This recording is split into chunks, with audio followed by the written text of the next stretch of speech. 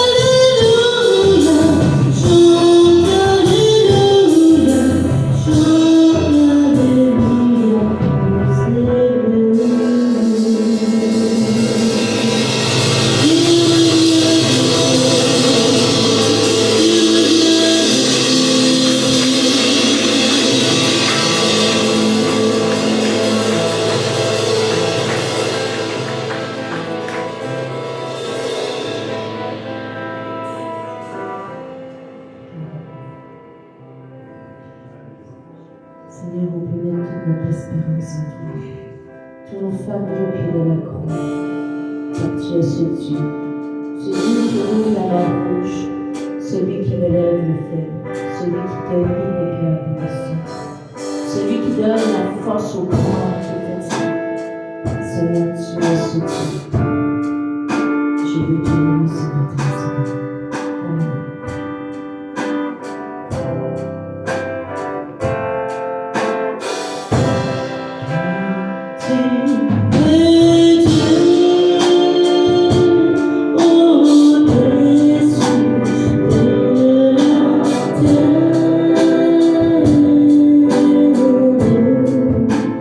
Tu établis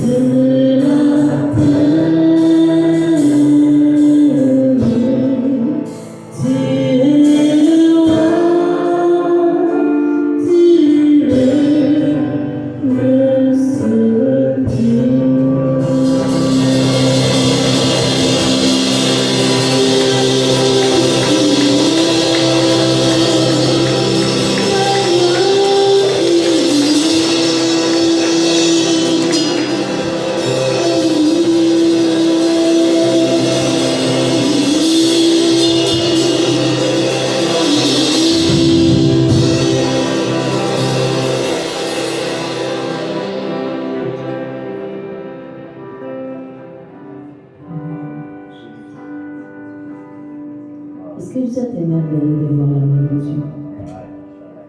Car à chaque fois qu'on plonge, il est là pour nous relever. Et c'est ça qu'on doit méditer dans le cœur.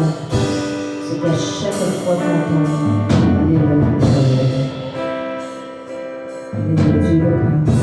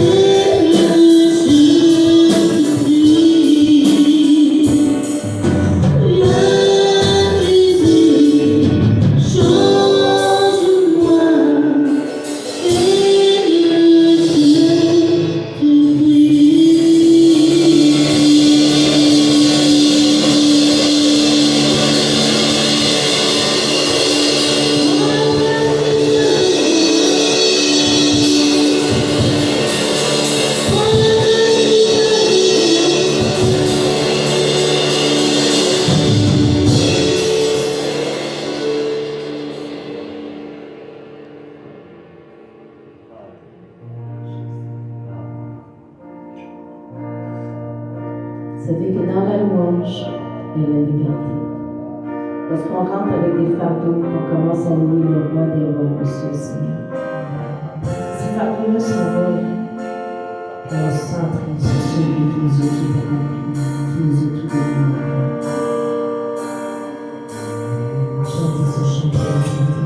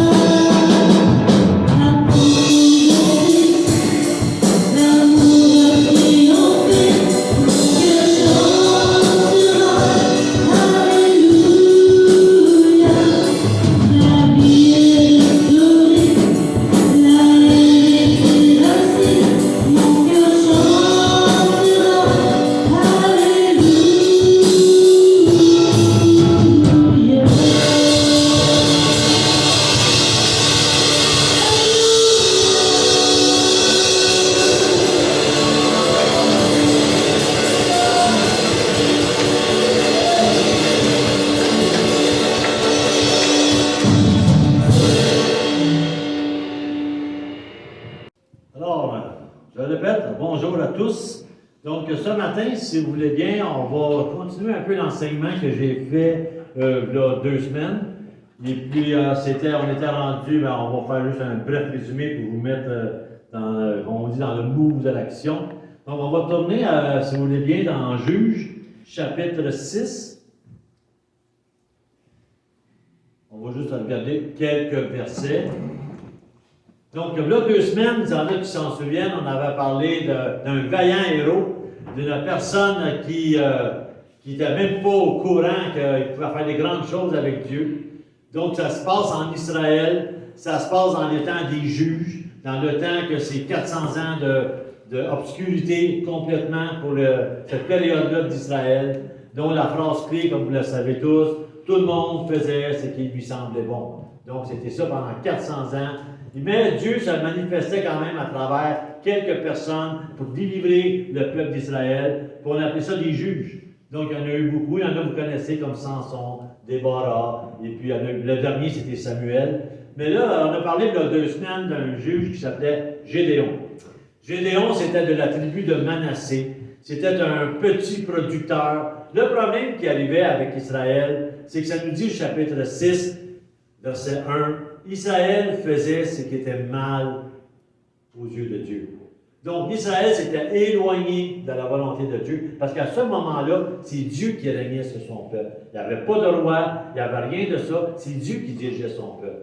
Donc, il y a des gens qui arrivaient, puis qu'ils se faisaient, comment je pourrais dire, alors qu'il y avait des guerres ou quoi que ce soit, comme je le disais tantôt, c'est Dieu qui suscitait quelqu'un pour les délivrer. Mais Israël a commencé à se tourner vers d'autres dieux, vers les dieux des nations. Et il y a eu, comme Dieu s'est retiré complètement en gentleman, parce qu'à chaque fois qu'on met loin Dieu de notre vie, on l'éloigne, veut pas, mais l'ennemi prend la place. Si Dieu sortit, il y en a un qui va venir prendre la place.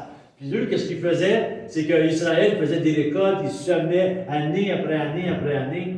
Mais quand c'est le temps de la récolte, les autres personnes, les ennemis venaient et arrachaient tout. Ils arrachaient tout en Israël, puis ça dit qu'il ne restait ni vivre, ni rien. Autrement dit, ils venaient tous voler les récoltes, puis ils s'en retournaient. C'était ça année après année après année. Puis Israël a crié après Dieu.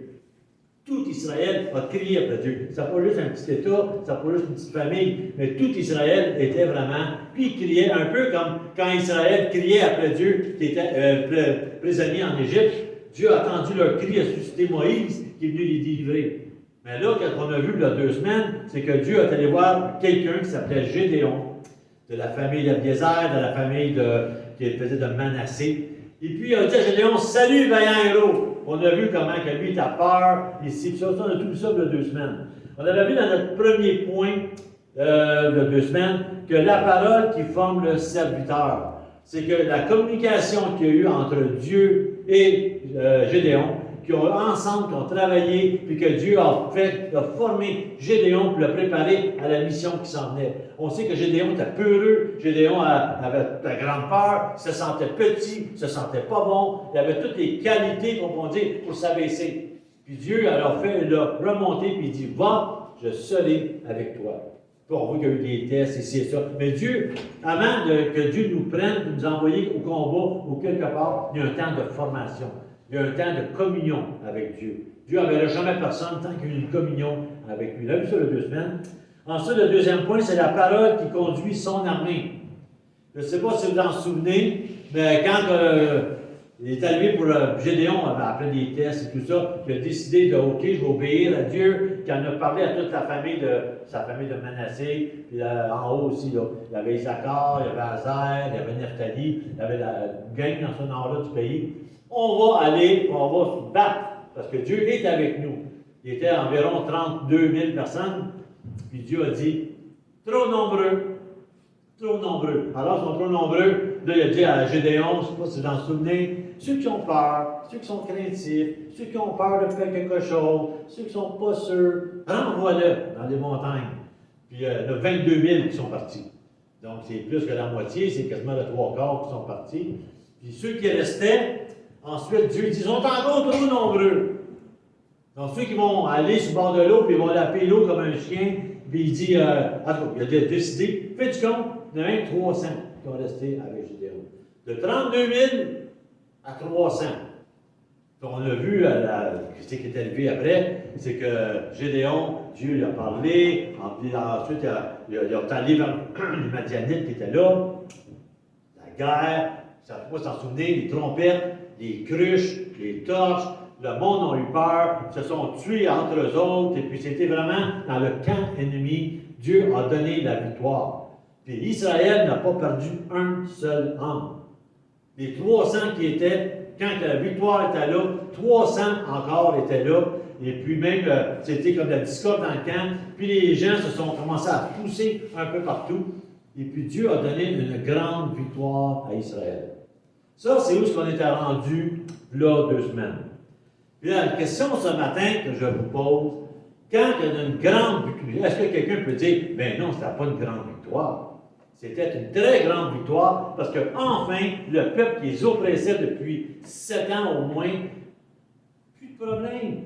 L'ennemi était disparu, l'ennemi était vaincu. Donc tout Israël allait dire Alléluia! N'est-ce pas? Gloire à Dieu. La victoire est là. Puis c'est tout de la manière qu'il a fait ça. Aucune personne de nous qui a perdu la vie. La manière qu'il a fait ça, c'est que, regarde, c'est juste Dieu, puis à toi la gloire et toutes ces choses-là. Ça, c'est la réaction que nous, on aurait, tout le monde, si on arrêtait là. C'est vrai aussi, c'est des réactions. Hein, Dieu, quand il fait des grandes victoires dans notre vie, quand il fait des grandes victoires à l'Église, grandes victoires à quelque chose, un combat, et puis il y a une grande victoire, puis ça monte sans aucun doute, juste Dieu qui peut faire ça. On devrait tous se réjouir et être heureux. Est-ce que c'est vrai? Amen. C'est vrai, hein? Mais c'est une mauvaise réponse. C'est pas tout le monde qui est heureux. On devrait l'être, j'avais toute raison. Mais c'est pas tout le monde qui est heureux.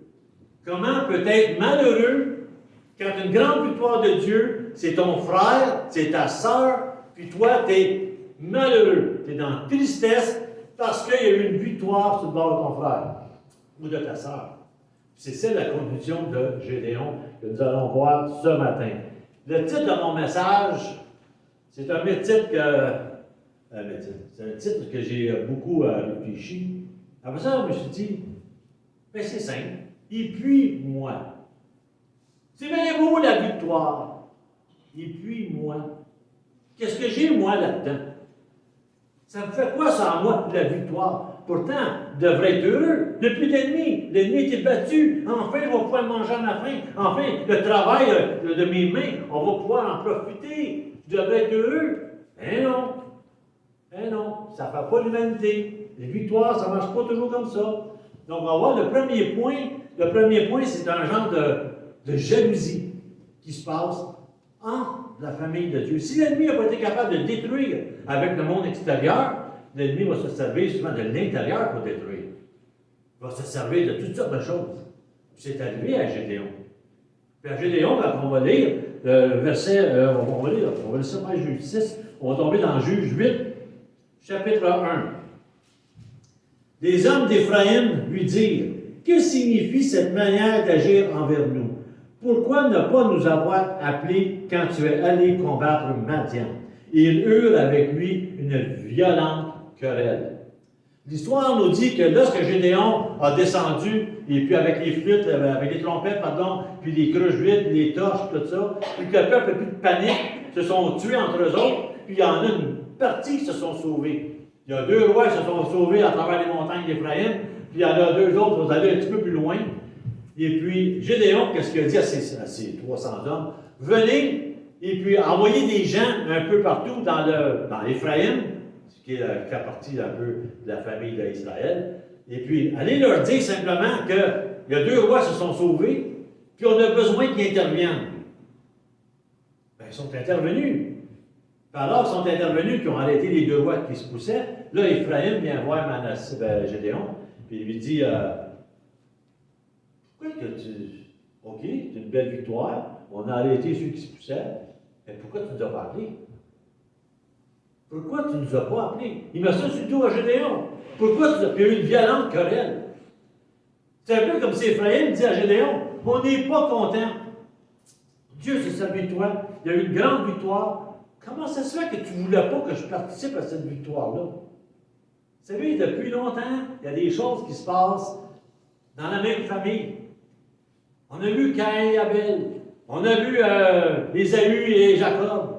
On a vu, dans ce cas-ci, on va voir aussi deux familles. Puis il y a eu aussi, parce qu'on va voir d'autres choses tantôt, mais c'est souvent, la part du temps, en deux frères.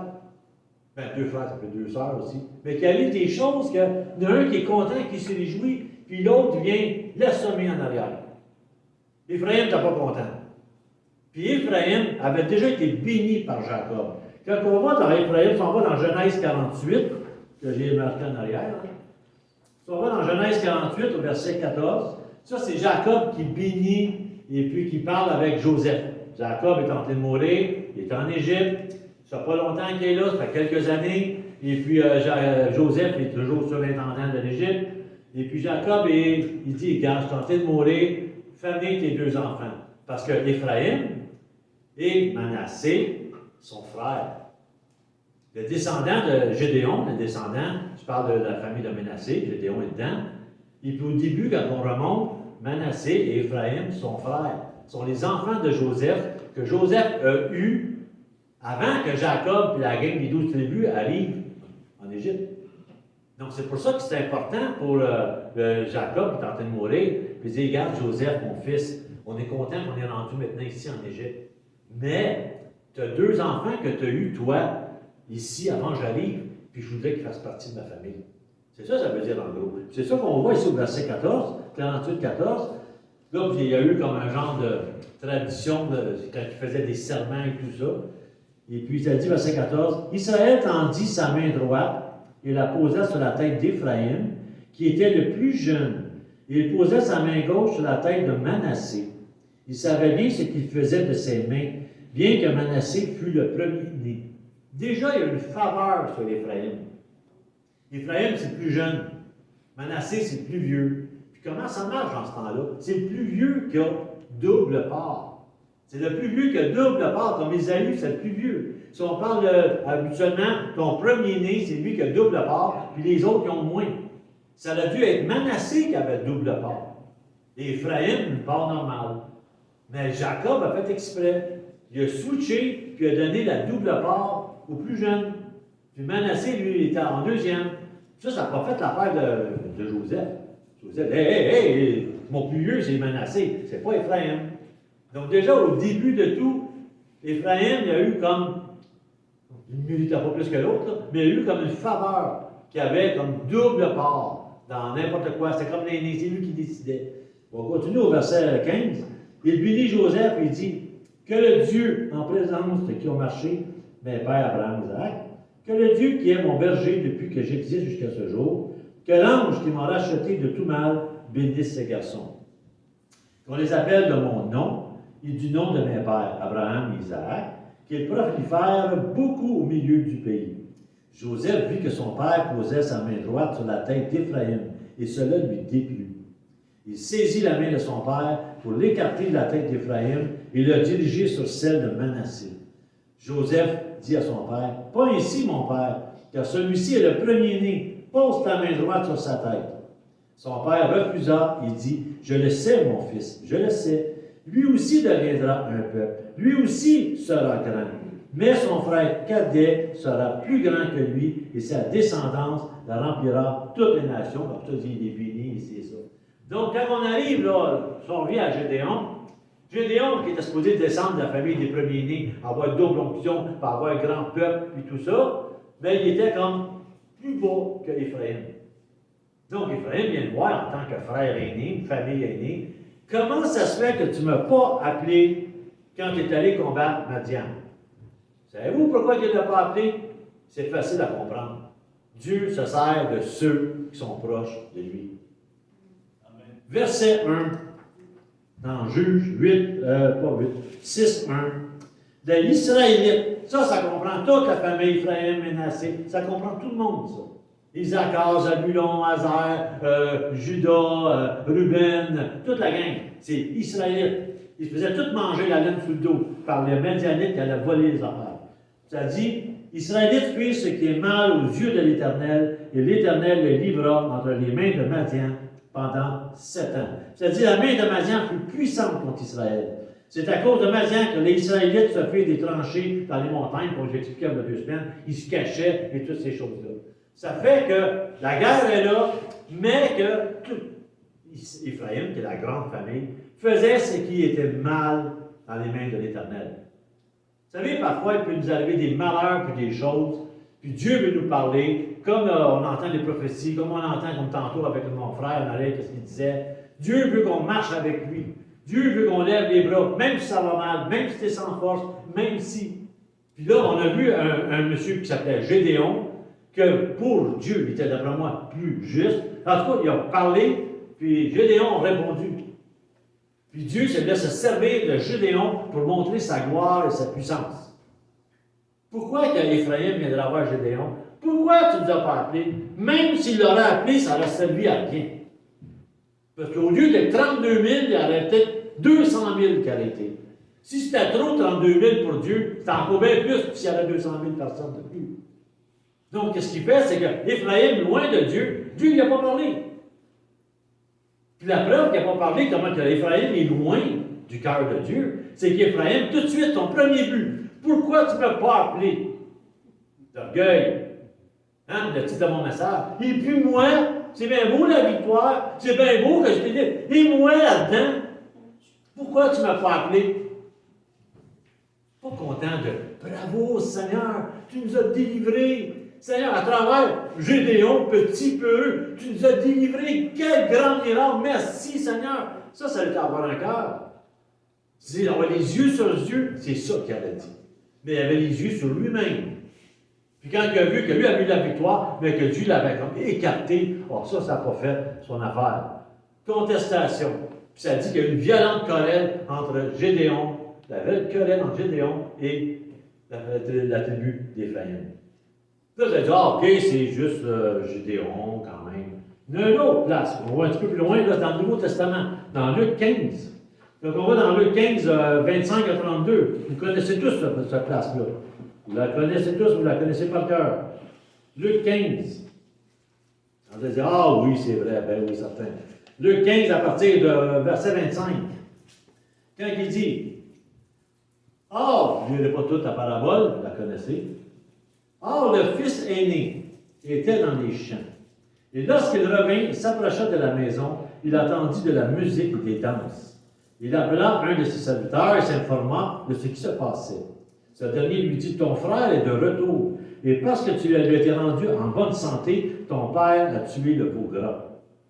Il se mit en colère, il ne voulut pas entrer. Son père sortit pour l'y inviter. Alors il répondit à son père, voici, il y a tant d'années que je te sers. Jamais je n'ai désobéi à tes ordres. Et moi, jamais tu m'as donné un chevreau pour me réjouir avec mes amis. Mais quand ton fils, que voilà, est arrivé, c'est lui qui a dévoré ton bien avec des prostituées. Pour lui, tu as tué le veau gras. Toi, mon enfant, lui dit le père, qui est toujours avec moi, et tout ce que j'ai est à toi. Mais il a fallu bien se réjouir et s'égayer, car ton frère, que voilà, était mort, il est revenu à la vie, il était perdu, et il est retrouvé. Pour l'aîné, il est proche de Dieu, il est lui à côté, il est dans la présence. Pendant qu'il est dans ses champs, on sait que la parabole-là s'adresse aux pharisiens, c'est Jésus qui donne cette parabole-là. Il est dans ses champs, il est en train de travailler. Son frère est en train de se perdre. Son frère a réclamé son héritage, puis ça ne fait pas son affaire. C'est sûr que ça ne fait pas son affaire. Quand un enfant demande son héritage avant que la personne meure, puis il s'en va, puis il dépense tout, ça ne fait pas l'affaire de la personne. Comme j'ai déjà compté, quand mon cousin, moi, que mon oncle avait un commerce à la Chine, puis il est arrivé une journée, je veux monter à l'héritage. Puis mon oncle, il a donné sa part d'héritage. Puis il est parti, puis il a ouvert un magasin de viande, pas bien plus loin de chez eux, qui était un peu compétiteur avec lui. N'empêche que les autres, il a donné l'héritage immédiatement. Mais là, l'aîné, lui, OK, le frère est parti, déjà je ne suis pas d'accord que mon père ait donné l'héritage, mais c'est comme, tant pis pour toi. Puis là, quand il revient, au lieu de dire, victoire, content, tu étais perdu, tu es revenu à la maison, je suis content. Ça, c'est quelqu'un qui est proche de Dieu. Elle a fait ça. Mais pas l'aîné. L'aîné est à côté de Dieu, mais il n'est pas proche de Dieu. Il n'a pas le cœur de Dieu. Puis l'aîné est tellement entêté qu'il ne va même pas, il quitte la place. Le propriétaire, le gars, Dieu ici, il va quitter tous les gens qui sont là, il va quitter la réception, Il va quitter le monde, ils sont en train de se réjouir. Puis même lui est content, son fils est revenu. Il est-tu content? Mais il laisse tout ça pour aller voir son autre fils qui boude. Puis l'autre fils qui boude, lui, là, il va le voir, puis il va lui dire, regarde. Puis il essaie de le convaincre. C'est pas l'aîné qui est allé voir le père, excuse-moi, je ne sais pas penser, je ne voulais pas te faire mal. Non, non, c'est le père, encore, qui s'est humilié, qui est allé voir le fils. Puis il a dit au fils, regarde, moi, mais le fils, c'est arrogant. Tu sais, écoute, on parle de Dieu ici. C'est ton fils. Maintenant, je te permets de le tutoyer, je te permets, là, c'est ton fils. Parce qu'il t'a fait ci, il a fait ça, puis tu le laisses faire. Puis là, on voit qu'il est vraiment arrogant. Puis le père rempli d'amour. Le père, tu dis, hey, tu n'es pas content, là. Voilà mon ami. Mais non, rempli d'amour.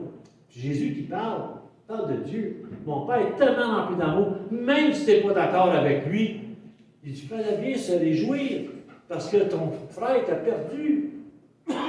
L'aîné, là, il se foutait de son frère. Même s'il sera mort dans les péchés, pas grave. Moi, je suis à côté du Père. Moi, je le mérite, ça. Hein? Il a dit, et puis moi, j'ai pas eu un chevreau que je puisse me réjouir avec mes amis. J'ai toujours été là. Il met le dos sur Dieu. Il met tout que il accuse Dieu en ce moment de dire, regarde, c'est ta faute, tu as mal agi, Dieu. Tu t'es réjoui parce qu'il y en a un qui est venu à toi, tu as mal agi. Tu aurais dû penser à moi. Moi qui t'ai servi toutes ces années-là, tu aurais dû donner ça à moi. Et puis moi. Ça ressemble un peu à Ephraïm, quand il a dit à Gédéon. Et puis moi, une grande victoire. Puis alors, la grande victoire, au lieu de se réjouir, puis être content, il était frustré parce que la victoire était là, parce qu'il y a un ange qui est venu, Dieu a donné quelque chose de merveilleux, Dieu a parlé à son esprit, il est venu à la maison, puis lui, il est frustré. Ça, c'est notre aîné. Donc, les deux, qu'on parle d'Éphraïm, qu'on parle de l'aîné, c'est la même mentalité. Alors, les deux sont là. Les deux, ils font des choses. Les deux sont des familles. L'aîné et le frère. C'est les deux frères. Quand on prend Éphraïm et Ménassé, mais c'était deux frères au début. Les deux, la chicane entre les deux encore. La chicane. Quand on regarde un autre passage, on va dans Saül. Saül et David. Quand Saül, il est là, puis il se bat contre tout le peuple alentour, parce que le peuple a choisi Saül comme roi. Puis là, ben, Saül prend David, il met à la tête de ses armées. Puis là, ben, hey, il gagne partout. Il rentre dans la ville, puis il est content, puis il dit, là, en triomphe, tous mes ennemis sont morts. Saül a dit, merci mon Dieu. Merci, tu m'as donné des gens pour combattre, on a gagné, c'est toi qui as donné la faveur, puis c'est toi qui es avec nous. Ça, c'est quelqu'un qui est proche de Dieu. Mais pas Saül. Saül, frustré, parce que le monde me disait, bravo à Saül, il y a eu 1000 personnes qui ont eu. Puis là, il était content. Puis là, du coup, il rentre David en arrière. Et David, c'est 10 000. Là, Saül regarde Dieu, et puis moi. C'est moi le roi. C'est moi qui mérite d'avoir les 10 000. C'est important. Il y a eu une grande victoire. C'est lui qui a placé David à la tête de ses armées. David, c'est pas parce qu'il est bon qu'il a tué tous ces gens-là. Parce qu'il avait la faveur de Dieu avec lui. Puis Dieu s'est servi de lui pour donner la victoire au peuple d'Israël. Puis encore là, pas content. Et moi, pas content. Quand on regarde Caïn dans Genèse, Caïn, il y avait 2 autres frères. Ils font une offrande, les deux. Puis il y en a une, on sait que Dieu n'accepte pas l'offrande de Caïn. C'est la faute d'Abel. Pourquoi Caïn? Il est frustré. Autrement dit, pourquoi tu acceptes tes siens? Puis moi alors? Le Dieu il dit, cache ça. Pourquoi t'es-tu irrité, Caïn? Pourquoi t'es irrité? Le péché couché à ta porte, Caïn. Fais pas ça. Frustré, il tue son frère Abel qui n'a rien fait. Une chance qu'Ephraïm n'a pas tué Jacob. Ça aurait pu arriver. Saül a essayé de tuer David. Ça n'a pas marché.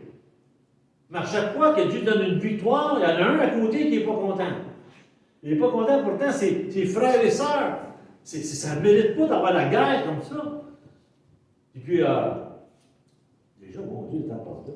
On s'en va dans Matthieu 20. Matthieu 20, l'autre illustration que je vais faire, encore qu'ils ne sont pas contents les gens. Dans Matthieu 20, puis là c'est encore Matthieu 20, voilà, c'est Jésus encore qui parle. Jésus va dire, on ne lira pas tout, mais on va lire comment on en est parti. Vers verset 1. Car le royaume des cieux est semblable à un maître de maison qui sortit dès le matin afin d'embaucher des ouvriers pour sa vigne.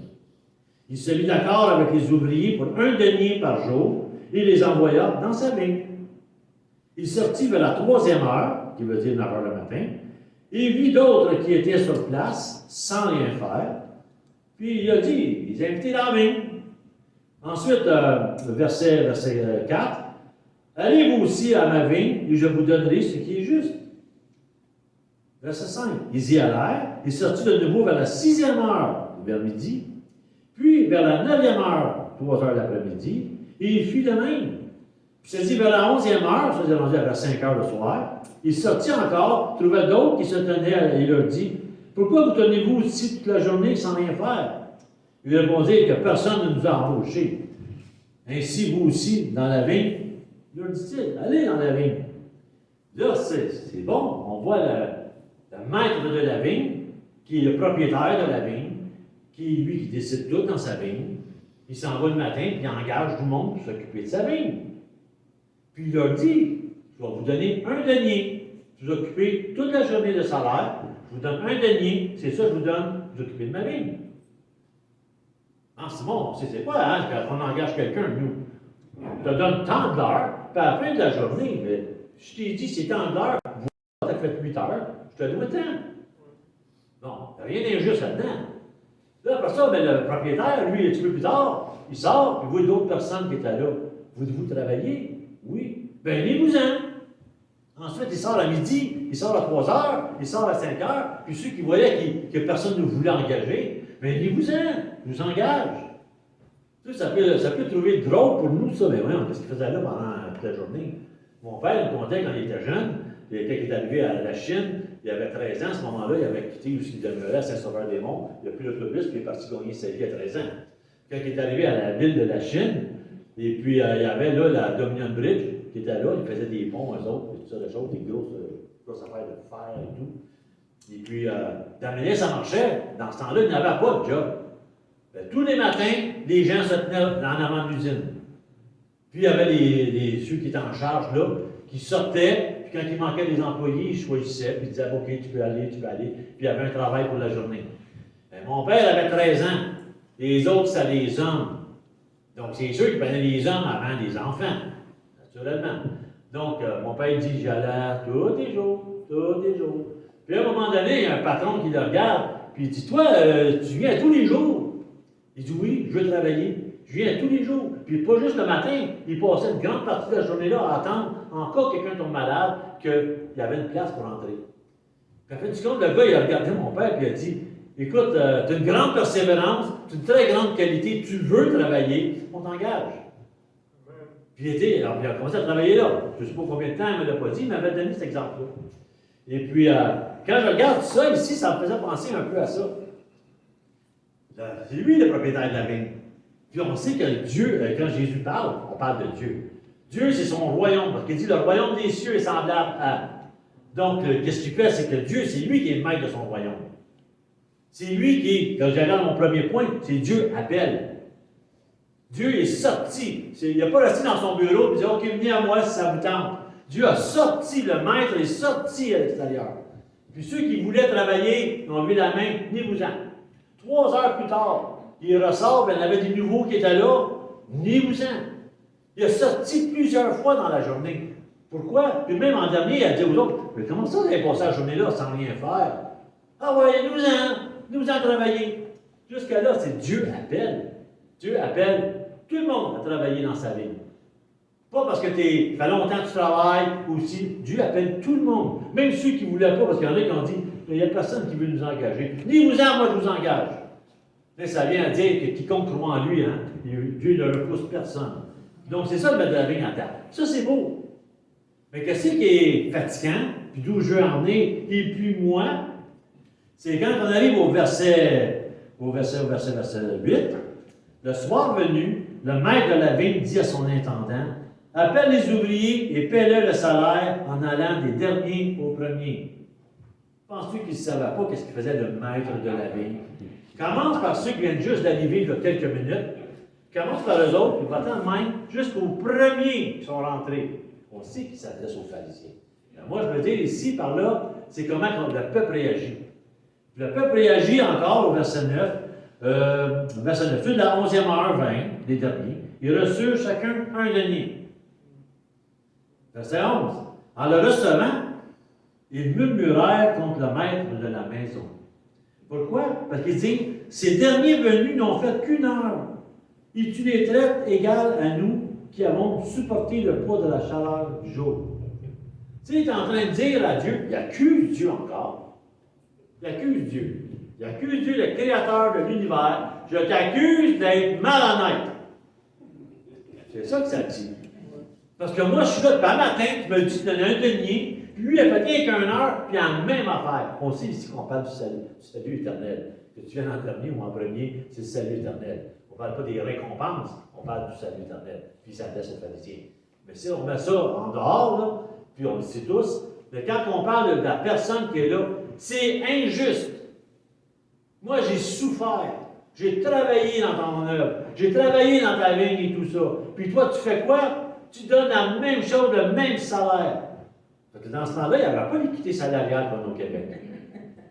Non, mais c'est comme ça. Ça a commencé même l'équité salariale parce que le monde pleurait. Puis c'est pas juste lui, et puis moi, et puis moi, et puis moi. On le voit encore aujourd'hui, et puis moi, et puis moi, et puis moi. Mais ça pareil dans ce temps-là. Puis Jésus le savait qu'il lui parlait aujourd'hui, il a appelé ce texte-là parce qu'il dit, ils vont comprendre ce que je veux dire. C'est vrai. Je comprends, au point de vue homme, c'est pas juste. L'autre a travaillé beaucoup plus fort. Mais au point de vue de Dieu, lui qui est important, c'est les hommes. Lui, c'est important, c'est qu'ils sont dans ma vigne. Puis quand on dit Dieu appelle, mais Dieu promet. Quand Dieu a dit, il va donner un denier à eux autres, bien, que c'est avant, après, 1 heure, ils ont tous eu un denier. Donc Dieu a appelé, mais Dieu a donné ce qu'il a promis. Dieu était fidèle. Dieu n'a pas dit, il va te donner un denier, puis s'il y en a d'autres qui viennent, il va t'en donner 2, ou 3, ou 5, ou 8. Parce que là, ça a été un genre de salut par les œuvres. Plus t'en fais, plus t'es sauvé. C'est pas ça du tout. Mais bon, t'es pas content, puis on chialé. C'est pour ça que Dieu puis il continue en disant, mais voyons donc, n'est-il pas permis, puis ça c'est bon, de faire de mes biens ce que je veux? Où vois-tu de mauvais œil que je sois bon? Un matin, mon épouse, alors qu'elle était en temps de prière, elle s'est levée à 5 heures, elle s'est levée.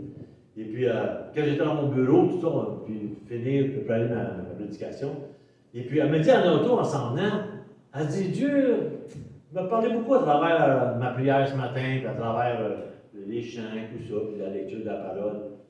Puis elle a dit elle-même, elle dit, Dieu fait ce qu'il veut. Dieu connaît toutes choses. Qui sont ces gens-là pour les dire à Dieu, tu as fait une erreur, tu n'es pas juste, tu es même menteur. Pourquoi? Ben parce que le gars, l'autre a eu la même chose que moi. C'est pas normal, tu n'es pas juste.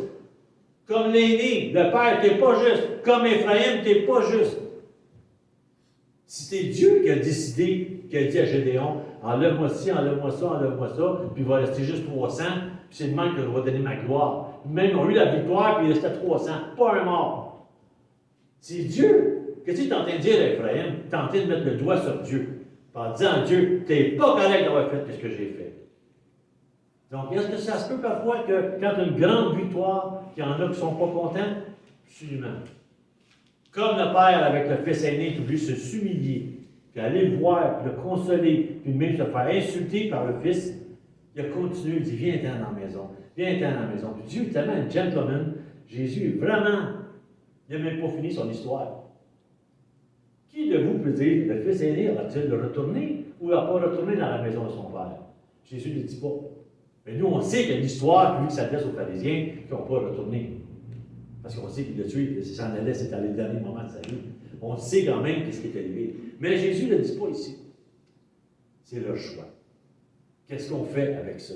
Qu'est-ce qu'on fait avec les victoires des autres? Qu'est-ce qu'on fait? Dieu s'est humilié devant l'aîné, Puis Gédéon s'est humilié devant Ephraim. Mais voyons donc, Ephraim, tu sais bien, puis Gédéon n'a pas dit, c'est Dieu qui a décidé, puis toi, tu n'as pas l'affaire de dire un mot. Non. Non, Gédéon a dit à Ephraim, écoute, Ephraim, c'était vraiment important qu'est-ce que tu as fait. Tu as checké nos bagages, tu as checké les 2-3 qui voulaient s'en aller. C'est vraiment important. Tu es bien meilleur que moi. Ah là, Ephraim, ta colère s'est apaisée. On voyait le cœur d'Ephraim, comment il était. Comment il était orgueilleux. Il était comme, OK, c'est vrai, Dieu m'a donné double onction, Dieu, c'est à moi qui a décidé, mais c'est vrai, j'ai fait des choses importantes, pas mal plus que lui. Ouais, c'est vrai. Donc, ça dit tout de suite que la colère s'est apaisée. C'est ça que ça nous dit dans. On n'y aura pas, là, parce que déjà, le temps passe. Mais lisez l'histoire de Gédéon, puis Juge 8, puis ça dit ça exactement, qu'il a dit le grappillage vaut mieux que la vendange, puis, en fait, du compte, Ephraim s'est calmé. Ensuite, qu'est-ce qui peut arriver aussi, après la grande victoire comme ça, puis il s'en va, puis Gédéon doit se dire, hey, enfin, je vais trouver quelqu'un d'autre de ma gang, au moins, qui ne sera pas comme Ephraim, tu sais. Puis il est parti, c'est 300 hommes, parce qu'il y avait 4 rois, 2 qu'Ephraim a arrêtés, mais 2 autres qui se poussaient. Donc, Gédéon pense que c'est 300 hommes pour faire ce travail Sukkot, une ville d'Israël.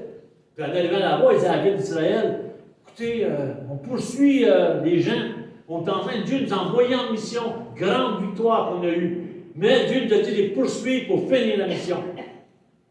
Voulez-vous nous donner un petit peu à manger pour qu'on puisse continuer notre chemin?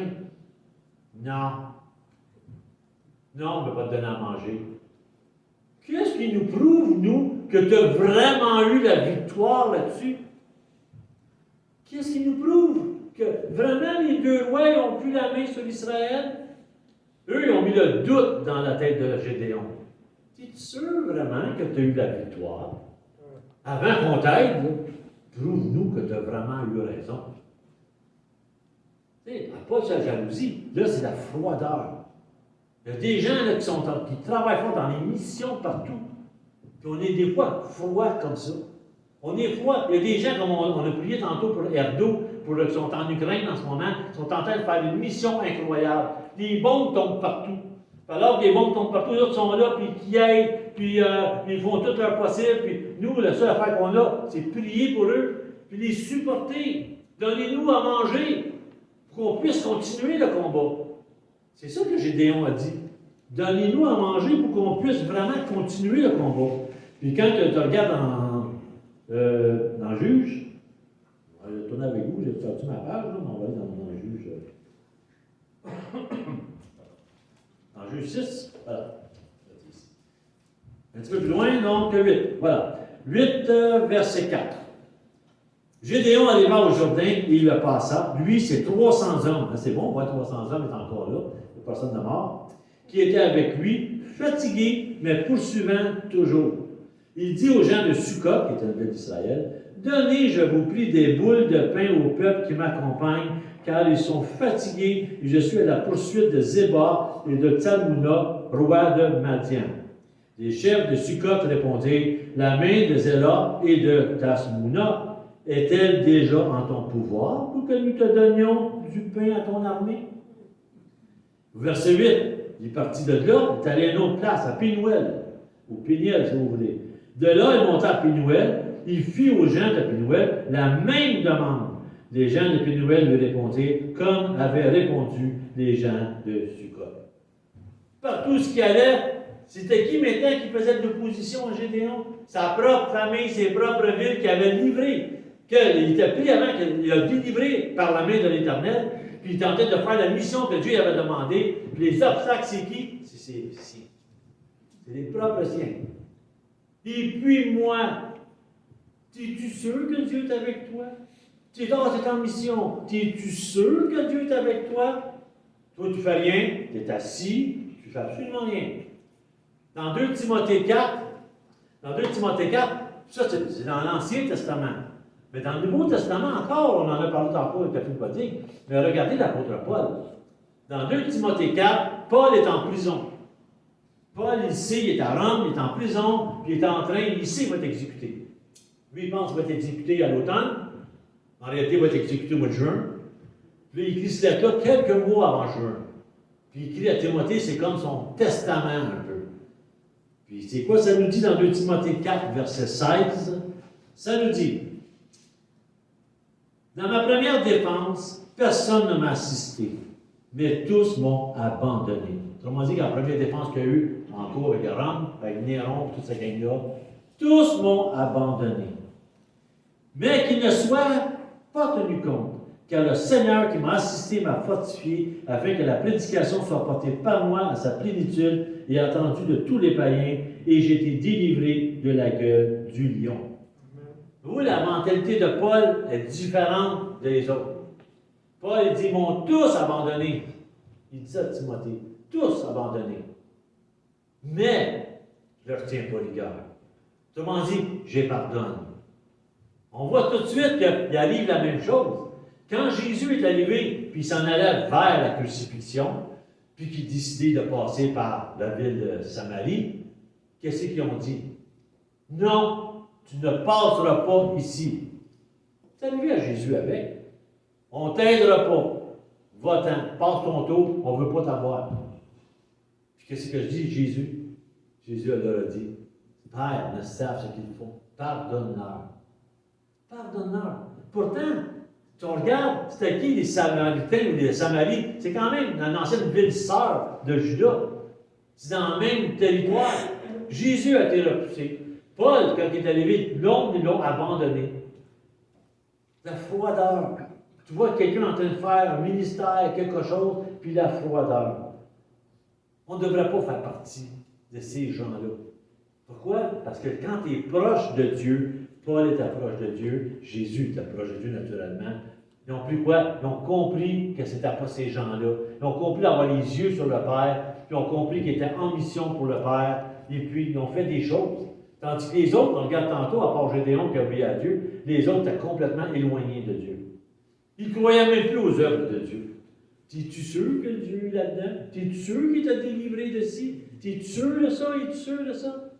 On appelle ça de la froideur. Pourtant, ça arrive dans nos églises, ça arrive partout. Quelqu'un qui est en ministère, qui a besoin d'aide, on est froid. Ouais, oui, c'est ça, ben, Dieu est avec toi, puis oui, il va faire bien des choses. Mais ça nous arrive à nous aussi. Donc, quelqu'un peut avoir des grandes victoires dans sa vie. Quelqu'un peut prendre une personne, la délivrer de plusieurs choses. Puis la personne, elle n'arrache pareil, mais elle s'accroche. Puis les autres alentours, ben, moi, je regarde, là, puis t'es sûr qu'il t'a délivré parce que t'as l'air d'arracher pas mal. On est bon, nous autres, parfois là-dedans, pour faire ces choses-là. C'est pour ça que Dieu dit, mais quand tu es le cœur proche de Dieu, quand tu es une personne de prière, quelqu'un de compassion, puis tu vois ces gens-là, tu vas leur aider. Tu vas t'accrocher, tu vas les encourager, tu vas dire, lâche pas, Dieu est avec toi, je vais prier avec toi, on va faire ensemble, on va faire un bout. C'est ça la différence. C'est plus du œil pour œil maintenant. C'est, regarde, on marche, on avance. C'est ça que Gédéon, les obstacles qu'il a rencontrés, tandis que Jésus et Paul, eux, ont eu une manière différente. Mais si je reviens à mon Gédéon, malgré tout, c'est malheureux. Malgré tout, malgré que Dieu s'est servi de lui, qu'il a eu des victoires, et puis que tout ça, c'est qu'en dernier de sa vie, l'ennemi cherchait encore un moyen de le détruire, ce gars-là. Parce qu'il faut le détruire, l'ennemi veut le détruire. Il n'est pas capable à l'extérieur, il n'est pas capable avec des gens autour de lui. Il va essayer de tout faire pour le faire détruire, Gédéon. Parce que jusqu'à là, Gédéon, c'est toujours le vaillant héros. Tout le monde dit c'est le vaillant héros. Là, l'ennemi, ça sert d'une autre manière, la flatterie.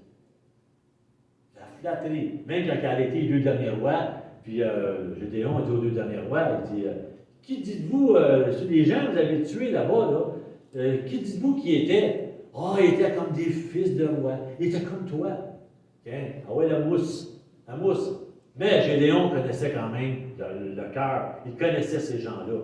Puis il ne s'est pas laissé avoir. Mais un petit peu plus tard, le peuple, Gédéon, domine sur nous. On va t'obéir jusqu'à la fin de nos jours. Domine sur nous. C'est toi qui nous as délivrés. Encore là, attaque de l'ennemi.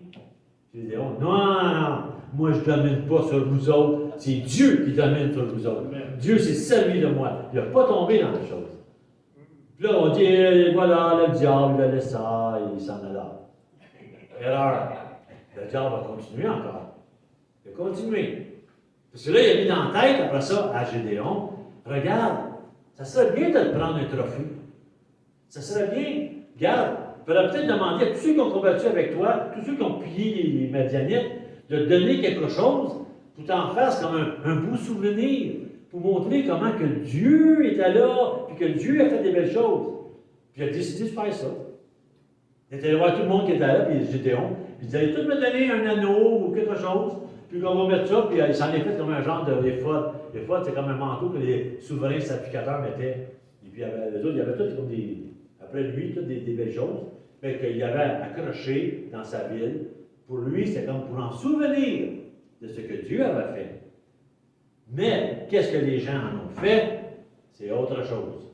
Les gens ont commencé à faire comme bien du monde parfois, de prendre cette relique-là, puis de honorer la relique, comme le veau d'or, comme le serpent de Moïse, le serpent de bronze. Hein, quand il y avait des serpents partout, et puis les serpents, ils mangeaient tout le monde, mais ils mangeaient, ils piquaient, ils tuaient. Puis qu'est-ce qu'a fait Moïse? Il a pris un serpent de bronze, il l'a élevé. Puis il a dit, ceux qui vont avoir les yeux sur le serpent, même si ça piqué, ils vont passer à travers. Puis c'est arrivé dans le nombre. Il dit des nombres, puis c'est arrivé. Le serpent qui représentait, autrement dit, tu as les yeux sur Dieu, tu vas passer à travers. Mais qu'est-ce qui est arrivé plus tard? Ça a rentré dans la ville de Jérusalem. Puis ça a fait quoi, ça, le serpent de bronze? Mais ça en a fait une idole. Ça en a fait une idole. C'est Ézéchias. Ézéchias, dans le livre des rois, qui dit, moi, là, quand il est arrivé, il a tout jeté à terre, les poteaux, les dieux Baal, tout ça. Puis il a pris le serpent de Moïse, qu'il avait fait en bronze, il l'a cassé. Pourquoi? Parce qu'il y a des gens qui allaient faire brûler des parfums au pied du chose qui est là. Mais c'est arrivé la même chose avec Gédéon. Avec Gédéon, puis ça a amené une malédiction encore sur Israël. Parce que quand on voit encore, si je retourne dans mon livre de Gédéon, à la fin,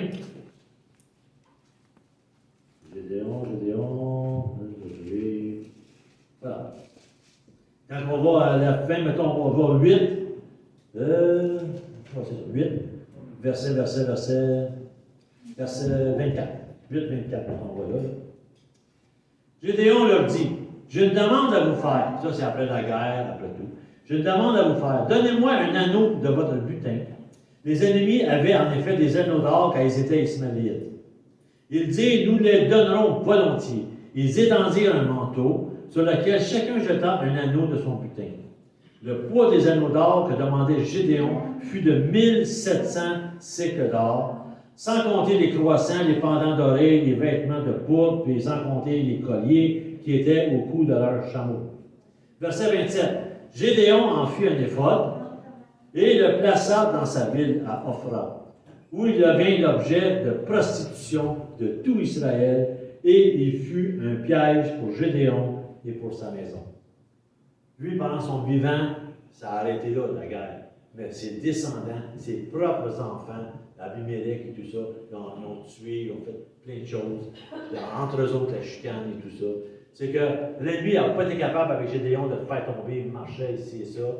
Mais il est arrivé avec quoi en dernier? Avec quelque chose par lui-même.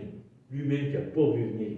Il a voulu en faire quelque chose, et puis ça a servi d'un moyen d'adoration, d'idolâtrie pour le peuple d'Israël. Tout ça pour vous dire, moi j'appelle ça le venin, mais tout ça pour vous dire que quand on regarde, et puis moi après, là on regarde l'histoire de Gédéon. Mais pendant que je pensais à ça ce matin, le Seigneur me montrait des choses. Parce qu'il sentait de finir le sermon, puis ça se posait arrêter là, la conclusion. Puis ce matin, il me disait, il dit, tu sais, là, le et puis moi, là, c'est pas toujours dans un sens méchant. Mais souvent, c'est dans un sens de tristesse. Tu vois quelqu'un, là, qui est malade. Tu es avec lui, tu es malade, toi. La personne est malade. Là, tu vois que la personne reçoit une guérison incroyable. Paf! Elle est guérie. Puis moi, Seigneur, moi aussi, je suis malade. Toi, tu n'es pas guéri. Tu pries, tu fais des demandes, et puis moi, Seigneur, il n'arrive rien. Ou encore, quelqu'un qui est en affaires. Tu travailles fort, autant que ton frère, autant que ta soeur, tu travailles fort ici et ça. le coup ton frère ou ta soeur. Et voilà des jobs incroyables, 200 000 par année, tout payé, char payé, chalet payé, avion payé, corruption payée, tout payé. Tu sais, tout est payé. Puis toi, tu dis, mais moi, je travaille à pas grand-chose de l'heure. Comment ça se fait que pourtant on va en même église, on aime Dieu, on prie ensemble, puis pourquoi que cette personne-là, elle a ça? Puis moi, Seigneur, la guerre en Ukraine, je suis convaincu qu'il y a des gens qui sont là, qui servent le Seigneur de tout leur cœur. Puis là, l'église a été détruite, puis ils sont là dans un. Ils n'ont plus de bagages, ils n'ont plus rien, tout est détruit, peut-être même un de leurs conjoints est mort, ou on sait que tous leurs enfants sont à la guerre, on ne sait pas. Sûrement qu'elle est assise ce matin, là, puis elle doit se dire, puis moi, Seigneur, comment ça se fait que je ne suis pas comme les gens au Canada? Ils sont dans une église, ils sont bien, ils font une belle vie. Pourquoi moi, Seigneur? C'est des questions qu'on peut poser à Dieu. Pourquoi? Ensuite, ça peut être la faim. Combien il y en a qui ont faim? Combien il y en a qui ont de la misère à boucler, surtout à ce temps-ci, à boucler le budget? L'essence monte, les loyers montent, tout monte, la grosserie monte, puis eux autres ont le même salaire. Ils ont de la misère. Comment ça se fait, Seigneur? Pourtant, je suis fidèle, je prie pour les autres, puis je vais à l'église, puis je parle de toi. Pourquoi je m'arrache comme ça? Tu sais, c'est toutes des questions qu'on peut se poser. Après ça, j'ai dit le spirituel aussi. Comment ça se fait qu'il y a des prédicateurs qui parlent à peu près les mêmes messages? Puis eux autres, ils ont des 20 000 personnes qui y suivent, ils ont des églises incroyables. L'autre est tout seul. Comment ça se fait qu'il y en a qui ont des ministères de louanges, ils font des cassettes dans le monde entier. Tu sais, on peut penser à Hillsong, on peut penser à tous ces gens-là, Bethel. Comment ça se fait que nous, on fait autant d'efforts? Puis moi, Seigneur, m'as-tu oublié? M'as-tu oublié? Regarde, je parle de Dieu à tout le monde. Les hommes n'aiment pas. Quelqu'un ne parle presque pas de Dieu, puis tous les hommes viennent à travers lui. Puis moi, Seigneur, pourquoi tu ne m'en donnes pas aussi les résultats? Je pensais à tout ça ce matin. Puis je me disais, c'est vrai parfois qu'on est comme ça. Des fois, nos frères, nos sœurs ont des victoires, ont des belles choses qui se passent, que ce soit dans le ministère, que ce soit partout, où il y a encore, ils ont eu une promotion. Puis souvent, on les regarde. On est content pour eux, là, nous. On n'est pas vraiment tout ça. Là. On est content. Non, on est content. C'est vraiment le jeu de nos jours, elle était dans l'ouest, de l'Église. Mais nous, ici, dans l'Est, c'est pas comme ça. On est content de la personne. Mais par contre, c'est que, quelque part dans notre tête, puis moi, Seigneur, m'as-tu oublié? J'ai conté l'histoire de notre ami qu'on avait en commun. On avait été à l'école biblique ensemble. Et puis lui, il était pasteur. Puis sa femme, malade du cancer.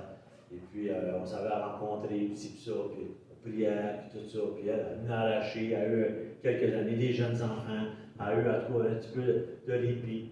Mais en fin du compte, elle est morte. Elle est morte pareil. C'est une femme de Dieu, Véronique. On l'aimait, Véronique. Elle est morte en laissant ses jeunes enfants. Puis, j'ai aimé ce que son mari, lorsqu'il a fait la funéraille, qu'est-ce qu'il a dit? Puis il a dit, première chose, en prenant le micro, Satan a perdu. C'était là, Satan a perdu. Rien est mort. Non, Satan a perdu. Il a tout fait pour y enlever sa foi. Il a tout fait pour qu'elle renie Dieu. Il a tout fait. Il n'a pas réussi. Maintenant, tu es avec le Seigneur. Ça m'a assez touché. Je me dis, waouh! Wow! Pourquoi? Parce que la vraie raison dans tout ça, c'est quand tu as tes yeux sur Dieu, tu ne penses pas pareil. Tous ces gens-là, ils ont toutes raison de dire, puis moi. Mais quand tu as les yeux sur Dieu, tu as un espoir. Pourquoi? Parce que je reviens dans Matthieu 20, on est dans son champ. On est dans sa vigne. C'est lui le maître. C'est lui qui tout est possible. Puis mon frère l'a dit ce matin, tout est possible quand tu le tiens dans tes mains et tu marches avec lui. Puis même si tu meurs, tu es avec lui pour l'éternité. C'est ça qui est important de regarder. Je sais que le monde est injuste, il y a des choses qu'on ne comprend pas. C'est vrai. Mais par contre, quand tu as les yeux sur Dieu, tu comprends beaucoup plus de choses que quand tu as les yeux sur les circonstances. Quand tu regardes, tu te compares aux autres. Tu regardes toi, tu mets la maladie, tu regardes l'autre. C'est toujours plus beau ailleurs. C'est toujours, tu sais, on parle tout le temps des suicides que les gens, à cause qu'ils n'ont pas d'argent, ils se suicident. Il y en a autant qui ont beaucoup d'argent qui se suicident. Pourquoi? Parce qu'ils ont les yeux sur leur compagnie, sur leur conséquence, sur toutes les choses. Ils n'ont pas les yeux sur Dieu. Parce que quand tu as les yeux sur Dieu, l'important c'est dans sa vigne. C'est lui le maître. C'est lui qui promet. C'est lui qui appelle, c'est lui qui promet, puis c'est lui qui donne. C'est lui qui est fidèle. Donc, on va dire comme Paul a dit, de quoi les apôtres? Hein? Qui d'autre irions-nous? Il est le maître de la vigne. C'est lui. Puis je parlais avec mon épouse pas tellement longtemps. Je parle des fois de mon épouse. Pas tellement longtemps. Ça fait drôle de dire ça. Ça fait drôle de dire ça. Mais comme je disais, puis il y avait un prédicateur, en tout cas, je ne me rappelle pas du nom du prédicateur, mais je sais que sa maison est en train de brûler. Puis il y avait un de ses paroissiens qui vient me voir. Hey, la maison est en train de brûler, ta maison est en train de brûler. Je dis, regardez, c'est pas la mienne, c'est celle du Seigneur. C'est pas la mienne, pourquoi je m'en ferais? Comme je disais à elle, tout appartient au Seigneur. On écoutait hier une petite prédication hier au matin. Et puis, écoute, c'est ça. Tout appartient au Seigneur. Le souffle qui te met dans la bouche appartient au Seigneur. Toi, t'appartiens au Seigneur. Ta maison, l'argent qu'il te donne, tout ce que tu as appartient au Seigneur. Toi, la seule affaire qu'il a fait, c'est qu'il dit, occupe-toi-en. S'il arrive des choses, regarde, le Seigneur va pouvoir autre chose, je ne sais pas quoi. Mais on est tellement craintif, on a tellement peur, on veut tellement s'accrocher et être en sécurité, en cas que le Seigneur ne fasse pas ce qu'il est supposé faire. Donc, on a peur. On a peur, on s'accroche à toutes sortes de choses. Tandis que c'est pas ça que le Seigneur nous montre. Le Seigneur nous montre, viens travailler dans ma vie, moi je vais m'occuper de toi. Moi, je vais prendre, inquiète-toi pas. Il peut arriver des choses, il va en arriver des choses. Je ne dis pas qu'il n'y aura pas de récompense. Lorsque Jésus va revenir, il va donner à chacun selon sa récompense. Mais pour l'instant, on est sauvé parce qu'on est dans son champ, puis on travaille dans son champ, puis c'est lui le maître de la moisson. C'est lui le maître qui m'aime. Dieu connaît toutes choses. Toutes choses. Qui nous sommes, nous, pour dire à Dieu, si ça, un peu comme le fils aîné, un peu comme les autres qui ont dit, quittez toi. Les amis de Job ont essayé de faire dire ça à Job. Ça n'a pas fonctionné. Pour qui qu'on est, nous, pour dire à Dieu telle chose, telle chose, telle chose? C'est lui qui mène. C'est lui qui est vrai. Donc, c'est malheureux de voir qu'à travers les grandes victoires de nos frères et nos sœurs ou de l'Église qui arrive, qu'on ait des pensées comme ça. Moi, je pense que le Seigneur nous parle ce matin en disant, regarde plutôt à mon œuvre à moi. Regarde plutôt à moi. Puis si tu regardes en moi, puis c'est une communion, comme l'exhortation de la prophétie disait ce matin, ou comme mon frère disait, marcher avec Dieu main dans la main. Même parfois la main est moite, puis tu vas lâcher parce que c'est encore moite. J'écoute, c'est là. Même quand ça fait ça, tu as envie de la lâcher parce qu'elle glisse. Hein? Non, je la tiens encore plus fermement. Pourquoi? Parce que c'est ça que Dieu veut. Il veut qu'on marche avec lui dans toutes les circonstances de nos vies. Puis Dieu nous aime tous. Puis parfois des choses qu'on ne comprend pas. Mais si on se met dans le niveau de Dieu, si on se met à la place de Dieu, puis on regarde, puis qu'est-ce qu'il veut nous enseigner, Dieu ne veut pas aucun malheur chez chacun de nous. Dieu a des plans pour nos vies. Puis on dit nous-mêmes, on est des ouvriers, on est des serviteurs. Ça me fait penser ça, puis je finis avec ça. Quand je regarde le camping en ce moment, il y a des gens qui sont là, qui ont des roulottes sur le camping, puis là, les autres, ils s'imaginent, parce que la roulotte est sur le camping, qu'ils vont faire ce qu'ils veulent. Mais c'est qui les propriétaires du camping? C'est moi et c'est elle. Ils ont mis leur maison sur mon terrain, qu'ils ont loué. Puis si, c'est qui le propriétaire? C'est moi pareil. Ils peuvent faire des activités, ils peuvent se baigner, ils peuvent avoir des invités, ils peuvent faire des soupers, ils peuvent se rencontrer ensemble, ils peuvent faire toutes sortes de choses. Mais de là à dire au propriétaire, je veux que tu fasses ci, je veux que tu fasses ça. Je te regrette, mon ami, mais tu es juste un locataire. Tu n'es pas propriétaire. Donc, tu n'es pas content. Ça va par là. Puis quand je pensais à ça, je me disais, c'est pareil le royaume de Dieu. On est là, on bâtit nos maisons, on fait toutes sortes d'affaires, puis on s'imagine là, qu'on dit à Dieu, telle affaire, telle affaire, telle affaire. Dieu dit, tu sais que si je veux, tu vas enlèves la respiration, tu tombes juste là. Qui es-tu? C'est moi qui te fournis ton terrain, c'est moi qui te fournis ci, c'est moi qui te fournis ça, puis tu vas lui dire quelque chose à moi. Quand tu penses à ça, tu dis, c'est vrai, Seigneur. Tu m'as donné une santé, tu m'as donné un travail, tu m'as donné des enfants, une épouse, tu m'as tout donné ça. Tu m'as tout donné ça. Je te dois tout. On ne mérite absolument rien. Qu'est-ce qui s'en vient dans la parabole de 20, puis je finis vraiment là-dessus, c'est que personne ne méritait de travailler dans la vigne. Ni les premiers, ni les derniers. Personne ne méritait d'être engagé. Personne n'avait les qualifications nécessaires pour travailler dans la vigne. Il les a pris, c'est lui-même le propriétaire qui les a instruits, formés, pour qu'ils puissent travailler dans la vigne. Après ça, il va lui dire, ben moi je ne suis pas d'accord, qu'est-ce que tu dis? Faites attention parfois à la manière qu'on pense, parce que c'est contre le maître, c'est contre celui qu'on sert, celui qu'on est. Amen, alléluia. Seigneur, je te rends grâce, Seigneur, de cette parole ce matin. Combien que tu as parlé dans mon cœur, Seigneur Dieu. Souvent, chacun de nous, dans le fond de notre intérieur, parfois, et moi, Seigneur. Tu m'as tout oublié. Et moi, Seigneur. Comment ça se fait, Seigneur, que le travail, ou spirituel, ou le bonheur, ou la vie, ou les petits-enfants, ou toutes sortes de choses. Puis moi, Seigneur. Comment ça se fait qu'il y en a qui sont heureux autour de moi? Puis moi, Seigneur. Seigneur, viens parler à nos cœurs ce matin, puis qu'on puisse regarder ce que tu nous as donné, plutôt de regarder ce qu'on n'a pas. Parce que qu'est-ce que tu nous as donné? C'est la vie éternelle. Qu'est-ce que tu nous as donné? Puis on va se rappeler de ça la semaine prochaine. C'est que tu as marché en souffrant. Tu as souffert pour qu'on ait cette vie-là. Seigneur, on est bénis. Oui, sur terre, il y a des choses qui vont arriver, mais c'est la vie éternelle qui nous attend. C'est une demeure que tu as préparée pour nous éternellement qui nous attend. C'est beaucoup plus que n'importe quoi. Mais les hommes sont comme ça. On se compare, on se jalouse, on ne s'aime pas, on fait toutes sortes de choses. C'est pour ça que tu dis à ta parole, Seigneur, que celui qui est avec moi, celui qui me sert,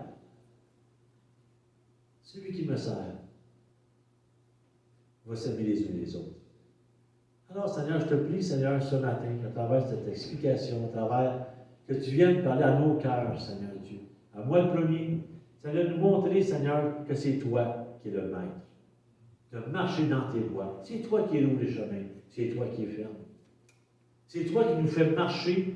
Puis, Seigneur, tu décides ce que tu veux parce que c'est toi qui es le maître. Puis, on est encore bien chanceux et bénis que tu nous fasses une place dans ton royaume, Seigneur. C'était vraiment un privilège qu'on n'a pas mérité personne. Comme je le disais tantôt, Seigneur, la personne qui est en ce moment en Ukraine, qui a peur, les bombes tombent partout, Seigneur, elle ne mérite pas plus ou pas moins de ce qu'on a ici au Québec. Alors, Seigneur, les circonstances de la vie, l'ennemi règne autour de nous, puis les choses vont arriver, les maladies, toutes sortes d'affaires. Mais, Seigneur, que nos yeux ne quittent jamais ton regard. Qu'on soit toujours, Seigneur, tu sois notre refuge en cas de n'importe quoi. Puis, Seigneur, qu'on puisse toujours, dans les bonnes circonstances, comme il disait tantôt mon frère, se réjouir en toi, Seigneur. En toutes circonstances. Je sais que ce n'est pas facile. Puis des fois, c'est extrêmement difficile de se réjouir en toi. Père, bénis ton peuple. Bénis ton peuple qu'on puisse méditer cette parole, Père, et qu'elle ne se passe pas inaperçue, Seigneur, mais qu'on puisse vraiment, ton Saint-Esprit puisse nous rappeler ce que nous avons appris ce matin. Père, c'est au nom de Jésus que je te prie. Amen. Amen.